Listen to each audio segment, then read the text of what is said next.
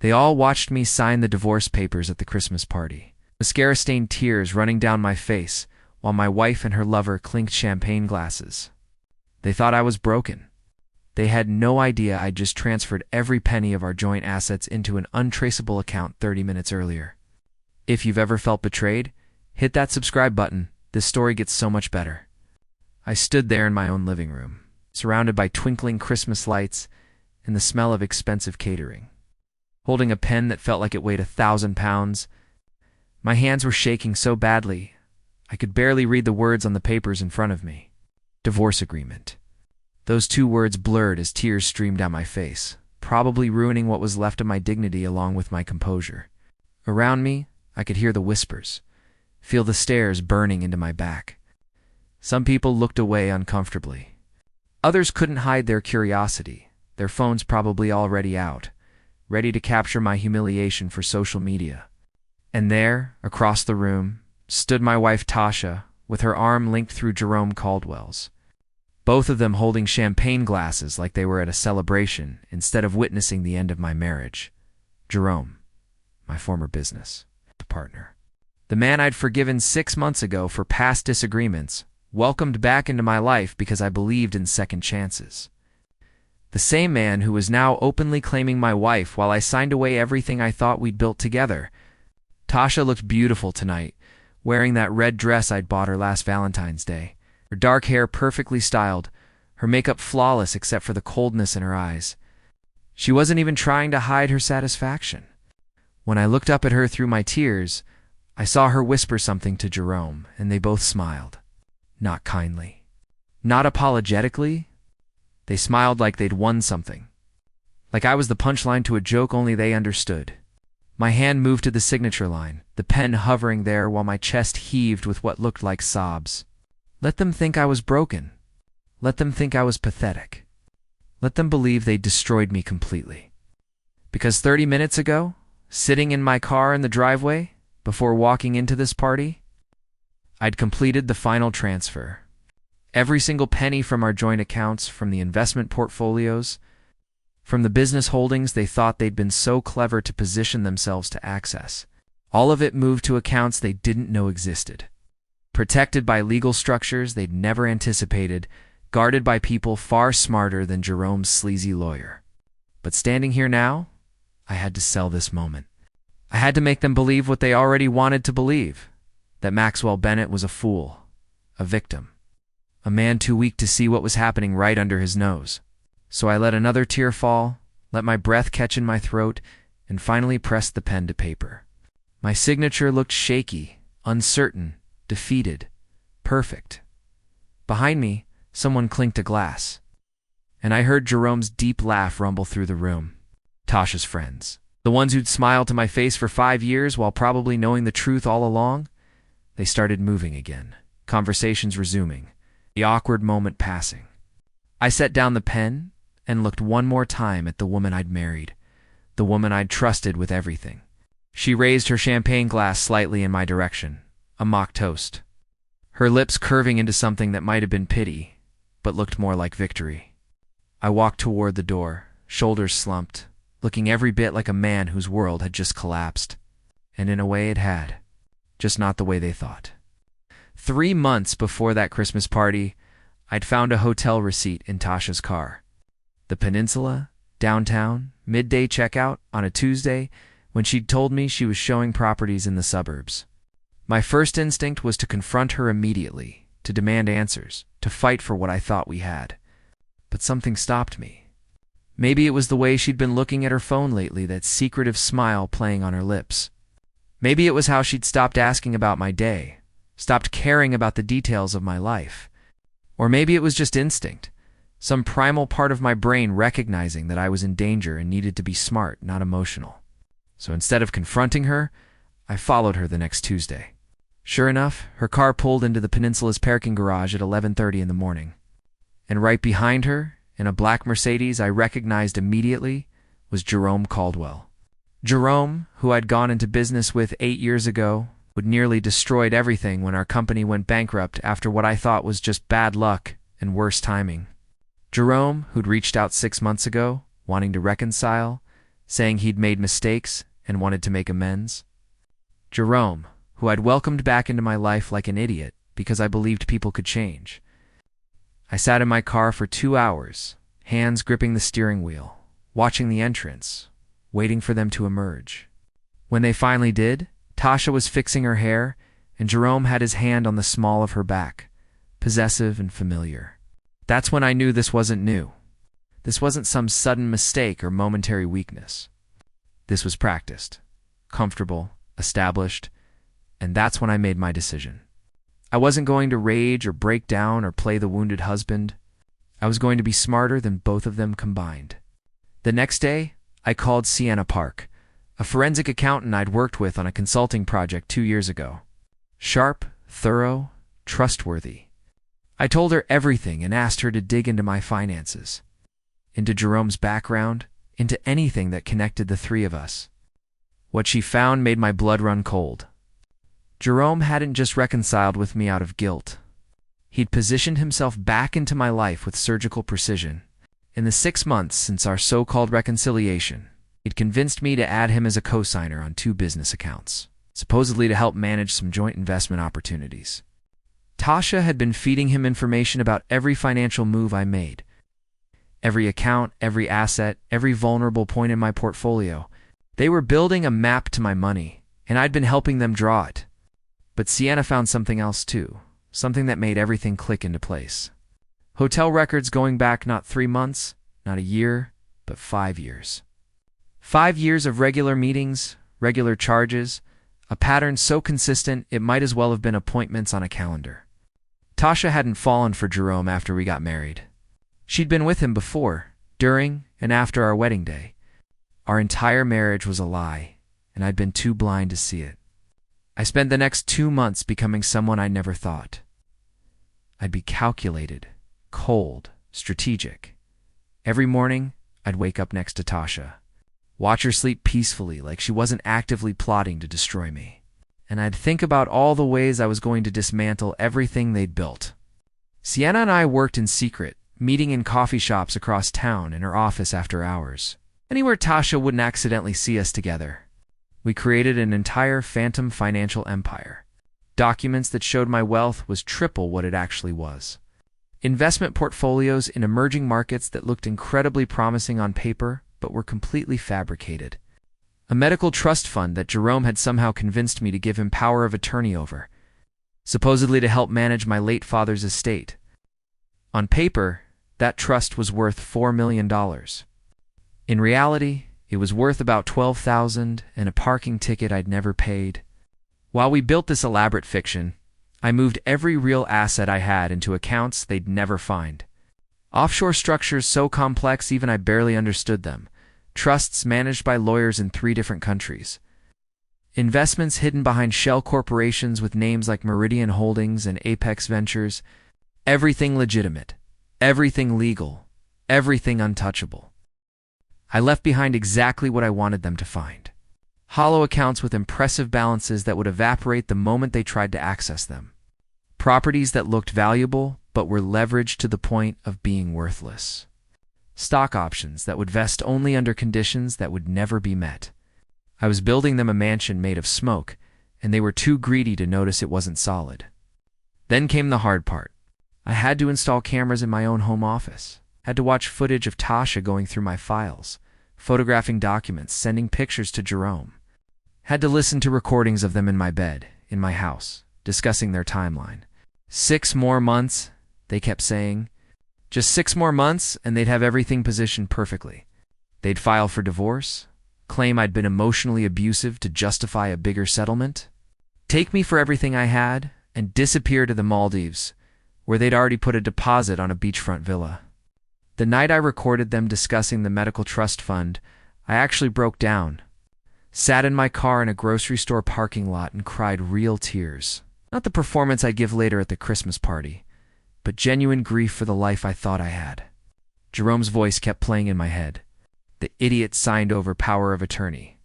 He actually believed I wanted to help manage his father's legacy. God, he's so pathetically trusting. Tasha's laugh, that sound I used to love, now felt like acid in my ears. That's why this worked. Maxwell sees the best in everyone, even people who don't deserve it. That's when I knew the Christmas party would be perfect.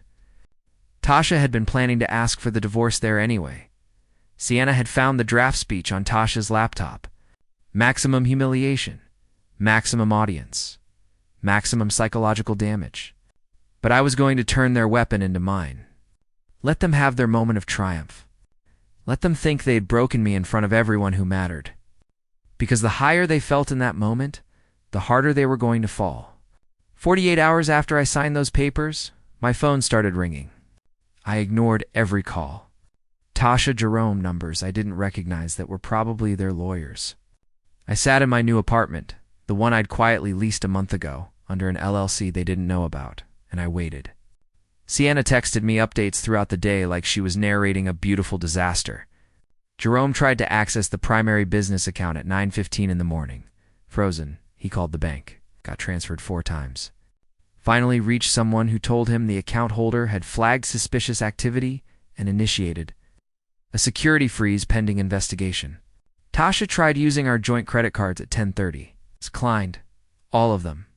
She called the credit card companies, was informed the accounts had been closed by mutual agreement per the divorce settlement. Except the settlement she'd drawn up said she'd have access for 90 days. My lawyers had amended that. Her lawyers hadn't read the fine print before she signed. By noon, according to Sienna's contact at the offshore bank, Jerome had discovered the account numbers he'd carefully stolen from my files. He'd attempted to verify the balances on what he thought was $4 million in accessible funds. The automated system confirmed the accounts existed, confirmed his identification codes were correct, and informed him the actual balance was $17.32 combined. That's when they showed up at my apartment. I heard Jerome before I saw him, his voice echoing through the hallway, shouting my name, pounding on the door so hard I thought he might actually break it down. I took my time walking over, checked my appearance in the mirror, made sure I looked calm and rested. When I opened the door, Jerome's face was purple with rage, a vein throbbing in his forehead I'd never noticed before. Tasha stood behind him, her makeup smeared, still wearing yesterday's clothes, looking nothing like the composed woman who'd smiled at me 2 nights ago. Jerome didn't say anything at first, just lunged forward like he was going to grab me. I stepped aside easily, and he stumbled into my apartment, catching himself on the kitchen counter. Tasha rushed in after him, and the sound that came out of her mouth was barely human. "Where's our money?" she screamed, and I noticed her voice was already hoarse, like she'd been screaming for hours. Our money. Such an interesting choice of words from a woman who'd contributed nothing but lies to our marriage. I pulled out my phone, connected it to the speaker system I'd set up specifically for this moment, and pressed play. Their voices filled the apartment. Every conversation I'd recorded over the past 3 months, Jerome discussing how he'd sabotaged our original business. Tasha explaining how she'd married me specifically because I was vulnerable after the bankruptcy. Easy to manipulate, too trusting to see the long game. Their laughter about how stupid I was. Their detailed plans for the Maldives. Their timeline for destroying me completely. The color drained from Tasha's face as she heard her own voice, her own words, her own cruelty, played back in perfect clarity. Jerome started to ward me again, but this time I didn't move. "Touch me, and you'll add assault to the list of charges the police are coming to discuss with you," I said quietly. That's when Tasha's hand came out of nowhere, catching me hard across the face. The slap echoed through the apartment, sharp and vicious, and I felt the sting spread across my cheek. But I didn't flinch, didn't touch my face, didn't react at all except to smile, because that assault just got recorded by the 3 cameras I had running in this apartment. And her lawyer was going to have a very difficult time explaining why their client attacked her ex-husband during what was supposed to be a civil discussion. Jerome's eyes went wild when he saw my expression.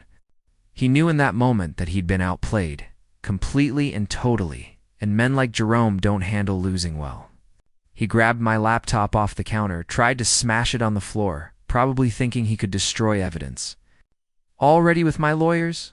"Genius," I said, catching his wrist before he could complete the motion. "Plus the cloud. Plus the backup drives in 3 different states. Plus the copies Sienna has. Plus the ones my attorney has. You want to keep going? Or should we wait for the police? Tasha's legs seemed to give out then. She sank to the floor, her back against my wall, mascara running down her face in thick black streams, and the sounds coming from her were somewhere between sobs and hyperventilation. This was the woman who'd stood in our living room 2 nights ago, radiant and victorious, watching me cry. Now she was the one falling apart, and I felt absolutely nothing. No satisfaction, no pity, nothing but a cold emptiness where my love for her used to be. The siren started then, distant but growing closer, and Jerome's head snapped toward the window. You called the cops? His voice cracked on the last word. I called them yesterday, I said. Gave them everything. Bank fraud, identity theft, embezzlement, conspiracy to commit wire fraud. Sienna spent 6 weeks building an airtight case with a prosecutor friend of hers. You're not just losing money, Jerome. You're losing years. He ran then, actually tried to run. Burst out of my apartment and made it maybe 15 feet down the hallway before 2 officers came around the corner. I watched from my doorway as they put him in handcuffs as he screamed about his rights and demanded his lawyer, as they read him charges that seemed to go on forever. Tasha didn't run. She just sat there on my floor, staring at nothing, whispering no over and over, like it was a prayer that might rewind time. The female officer who came into my apartment was gentle with her. Professional helped her to her feet and explained her rights in a calm voice. As they led Tasha past me, she looked up one last time, her eyes meeting mine. I saw the exact moment she understood the full scope of what she'd lost. Not just money, not just her freedom, but her reputation, her career, her future, everything she'd schemed and manipulated and destroyed a marriage to get. I loved you, she whispered, like that might matter now. No, I said simply. You never did. 6 months later, I sat in my new office on the 42nd floor, watching the city spread out below me like a map of possibilities. The view was different from here, clearer somehow, like I could see further than I ever had before. My new business was thriving. It's built on the foundations of everything I'd learned from being betrayed. Every lesson Jerome had accidentally taught me about protecting what's yours. Sienna walked in with 2 cups of coffee, setting one on my desk with a smile that had become familiar over these past months. We'd been spending more time together, nothing rushed, nothing forced. Just 2 people who understood each other, finding comfort in honesty. She'd saved me in more ways than one. I think she knew I'd do anything to protect what we were building, both professionally and personally. My lawyer called that morning with updates I'd been expecting but still felt surreal to hear out loud. Jerome was 18 months into a 7-year sentence at a federal facility upstate. White-collar criminals didn't get early parole these days, not with the prosecution Sienna had helped build. His wife, a woman I'd met twice, who seemed kind and completely unaware of his double life, had divorced him within 3 weeks of his arrest and taken everything he'd actually owned. The Mercedes, the house in Westchester, the boat he'd bragged about. He'd lost his professional license, his reputation, his freedom, and every relationship that had ever mattered to him. Tasha's fall had been different, but equally complete. The real estate commission had suspended her license pending a full investigation into fraudulent transactions she'd conducted using my name and credentials. She was facing her own charges. Lighter than Jerome's, but still serious enough that her lawyer had advised taking a plea deal. Last I heard, she was working retail at a department store in Queens, living in a studio apartment she could barely afford, drowning in legal fees and restitution payments that would follow her for decades. The letter arrived on a Tuesday, forwarded through my lawyer's office because Tasha didn't have my new address. Her handwriting on the envelope, that elegant script I used to find charming, now just looked desperate. I opened it standing by the window, read the first line where she begged for forgiveness, where she claimed she'd made mistakes, but still loved me, where she asked if we could talk, just talk, about maybe finding a way forward. I didn't read past that first paragraph. Didn't need to. Whatever words she'd written, whatever excuses or justifications or appeals to nostalgia she'd crafted, none of it mattered anymore. I tore the letter in half, then quarters, then kept tearing until it was confetti in my hands. Later that evening, I stood in the same venue where the Christmas party had happened, where I'd signed those papers while crying manufactured tears. Tonight, it was hosting a charity event I'd organized for victims of financial fraud. People who'd been manipulated and betrayed and left with nothing. I'd funded the entire event myself. I'd spoken to every person there about resilience and recovery and refusing to let betrayal define you. As I raised my glass for the final toast, I looked around at faces that had witnessed my supposed humiliation 6 months ago. Faces that now showed respect and understanding. To everyone who ever underestimated the quiet ones, I said, and the room erupted in applause.